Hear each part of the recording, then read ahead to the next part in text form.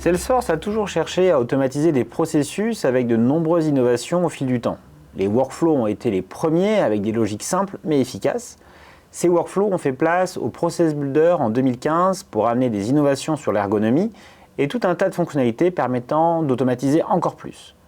Ce que moins de gens savent, c'est que les flows Salesforce existaient depuis 2012, mais n'étaient que peu utilisés à cause d'une interface désastreuse et d'une complexité importante pour les mettre en place.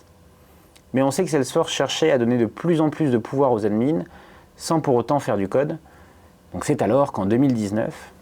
Désolé de te couper, Edouard, mais c'est un peu long comme intro là.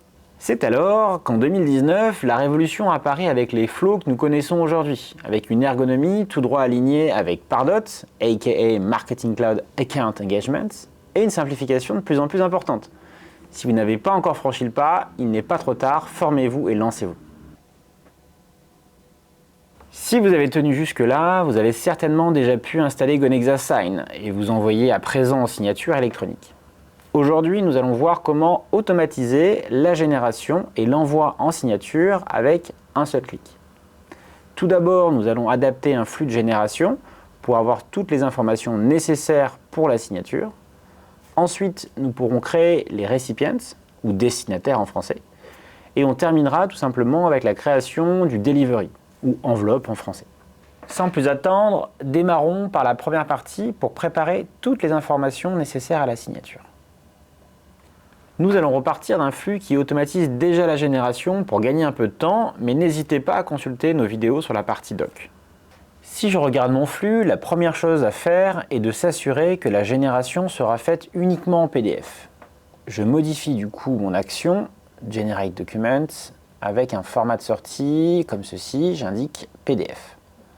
J'en profite également pour modifier mon écran en retirant le choix du format de sortie.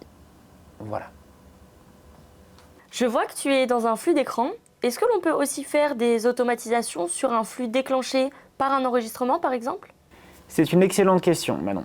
Il est tout à fait possible de baser son automatisation sur autre chose du moment que vous avez bien un lien avec un contact pour permettre de lui envoyer en signature.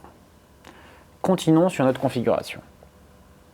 Je vais ajouter un nouveau composant dans mon écran pour permettre à mon utilisateur de choisir le contact à qui il souhaite envoyer en signature.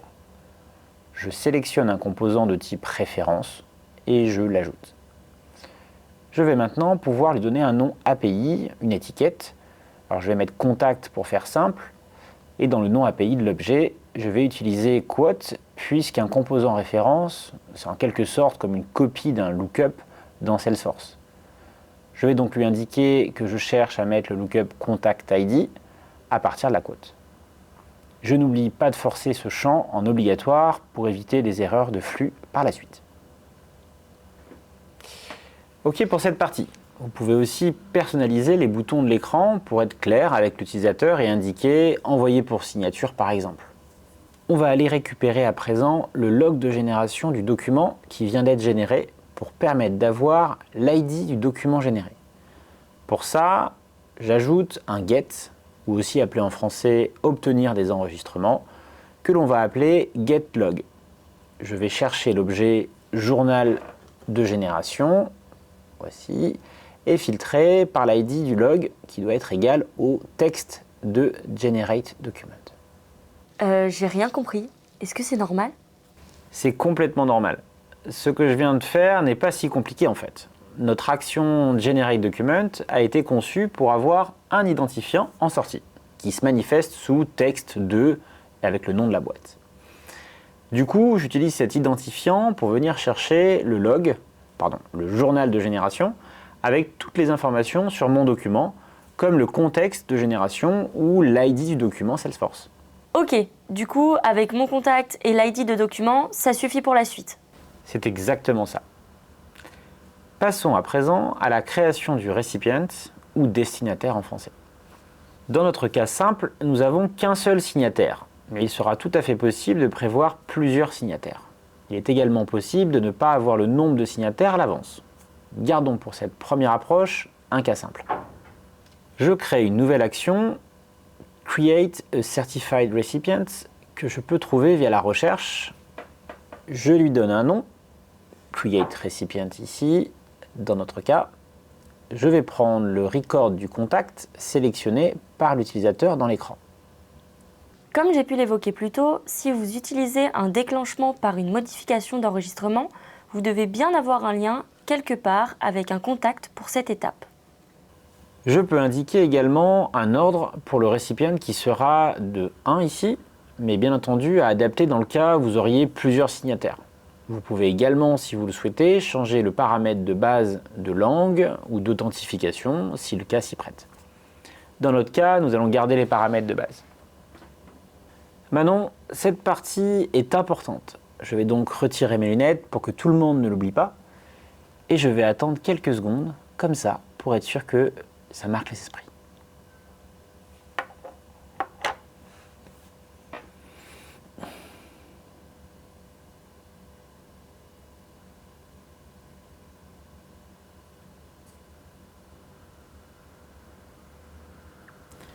Combien de temps on fait ça du coup? Le temps qu'il faudra. Ok. Je crois que c'est bon là. La chose importante dont je voulais vous parler est ce qu'on appelle la gestion des transactions dans un flux.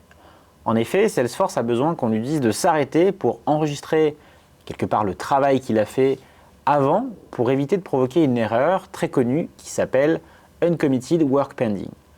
En gros, il faut enregistrer son travail, sinon il n'est pas content. On a bien fait d'attendre tout ce temps.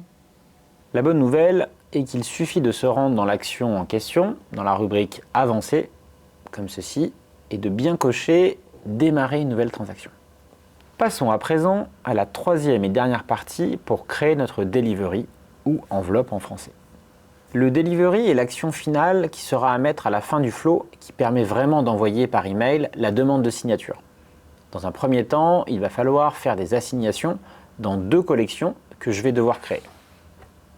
Tu peux me rappeler à quoi sert une collection? Moi j'aime bien collectionner les câbles. Et celui-là, c'est mon préféré.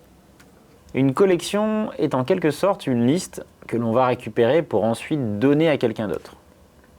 Je vais créer 2 variables de collection. La première que je vais appeler Contact IDs, qui sera bien du texte, avec bien la case qui autorise la collection de plusieurs valeurs.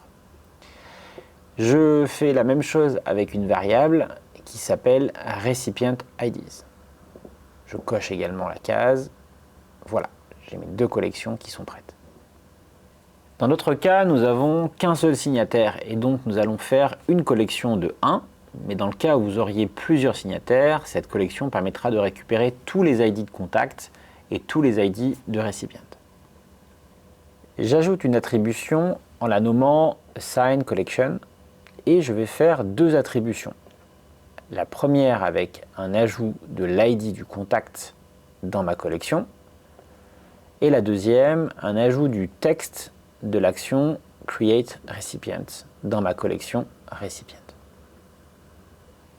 Et maintenant, la phase finale, l'ajout de l'action Create Recipient. Je cherche Create a Certified Delivery, comme ceci. Je la sélectionne et je vais la nommer Create Recipient. Et il ne me reste plus qu'à lui donner les différents inputs, à savoir la collection de Contact ID, comme ceci, la collection de Recipient IDs. Jusque-là, c'est simplement lui donner les informations que nous avons récupérées avant. Pour le Content Document ID, je vais utiliser le getLog que j'avais fait au départ pour récupérer justement le Generated Document ID.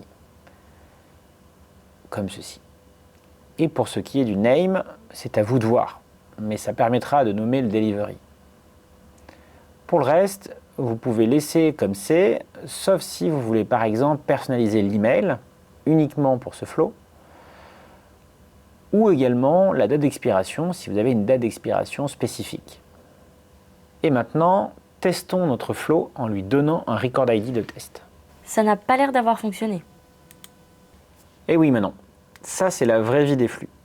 Personne ne fait marcher un flux du premier coup. Personne. Ceux qui vous disent qu'ils arrivent du premier coup sont de beaux menteurs. On voit que le flux a bien fonctionné, sauf à la dernière étape, j'ai l'impression.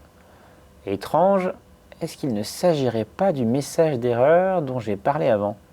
Uncommitted Work Pending. Est-ce que cette séquence a été préparée et écrite à l'avance? Nous ne le saurons jamais, mais allons voir si nous n'avons pas oublié par tout hasard de démarrer une nouvelle transaction dans la dernière boîte Create Certified Delivery. Retournons sur notre action Create Delivery pour bien cocher la case cette fois-ci démarrer dans une nouvelle transaction et retentons une dernière fois notre génération.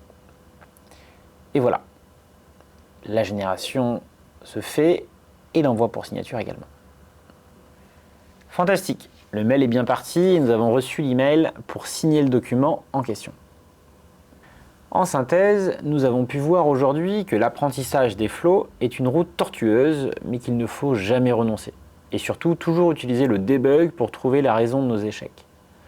Des millions de personnes chaque année se forment au flow et trouvent le bonheur. Et si c'était vous le prochain? Nous avons aussi vu qu'il faut bien s'assurer de sélectionner un contact dans un premier temps, qui peut être fait soit par un flux d'écran, soit par un flux déclenché par un enregistrement.